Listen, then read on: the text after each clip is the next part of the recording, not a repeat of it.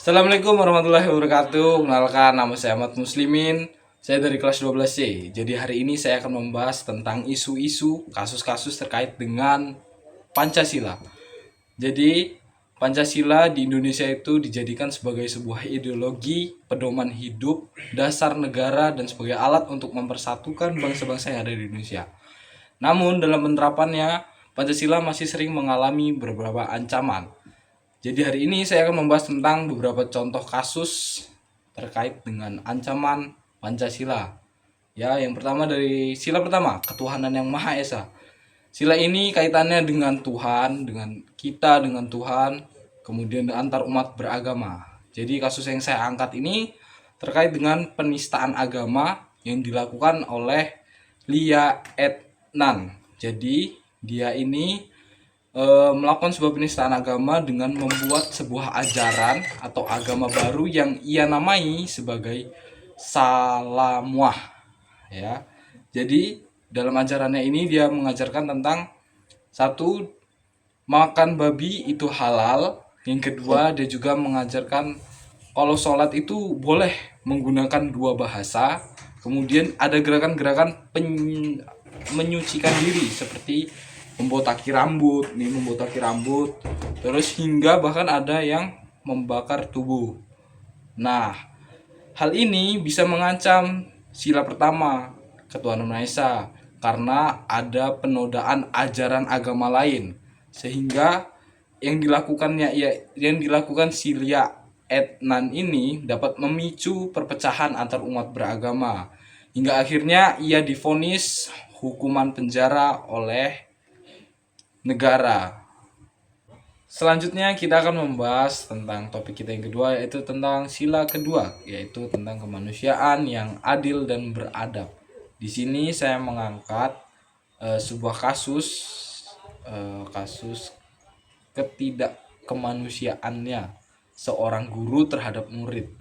Jadi kasus yang saya angkat itu terjadi pada seorang guru di Surabaya yang bernama Rahmat Santoso Selamat. Jadi dia ini merupakan seorang guru pembina pramuka yang terjerat kasus kekerasan seksual terhadap murid didik laki-lakinya, ya teman-teman, murid didik laki-lakinya, hingga menyebabkan si korban itu trauma dan kehilangan rasa semangat belajarnya lagi, teman-teman. Jadi dari sini kita terlihat bahwa kemanusiaan yang adil dan beradab dalam Pancasila itu tidak diterapkan oleh oknum guru tersebut. Seharusnya guru tersebut mencerminkan hal-hal yang positif, yang baik terkait tentang kemanusiaan, mengajarkannya, memberi paham. Nah, justru malah tidak mencerminkan arti dari kemanusiaan tersebut. Selanjutnya kita akan membahas tentang sila ketiga, yaitu Persatuan Indonesia. Pada kali ini saya akan mengangkat isu yaitu terkait dengan organisasi Papua Merdeka atau kelompok kriminal bersenjata. Jadi organisasi ini dibentuk itu sekitar tahun 1965 dengan tujuan memisahkan diri dari Negara Kesatuan Republik Indonesia atau NKRI.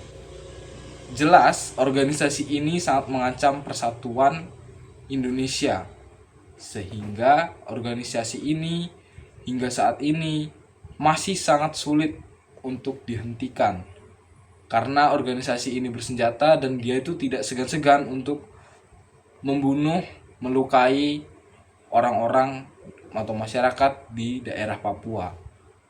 Begitu. Jadi organisasi ini itu sangat mengancam persatuan Indonesia sebagaimana makna dari Pancasila sila ketiga, yaitu persatuan Indonesia. Selanjutnya kita akan membahas tentang sila keempat Pancasila, yaitu kerakyatan yang dipimpin oleh hikmat kebijaksanaan dalam permusyawaratan perwakilan. Isu yang saya angkat kali ini adalah terkait dengan pemilihan kepala daerah.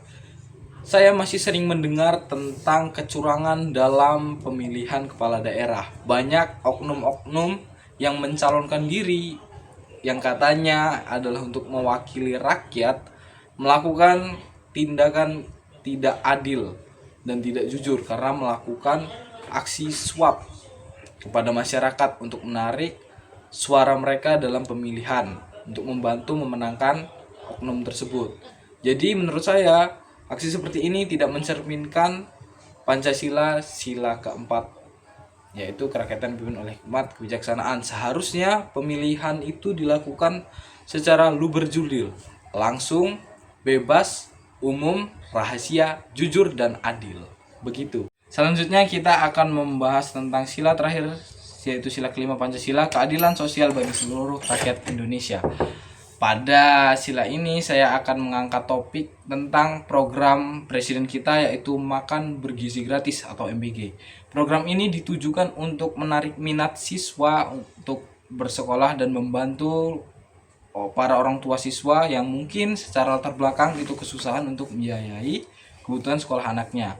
Walaupun dalam penerapannya pemerintah harus menyusun strategi yang lebih bijak agar program ini dapat berjalan secara menyeluruh dan rata agar seluruh masyarakat Indonesia bisa mendapatkan program tersebut. Jadi itu tadi adalah penjelasan yang dapat saya sampaikan. Sekian dari saya. Wassalamualaikum warahmatullahi wabarakatuh. Saya pulang. Tadi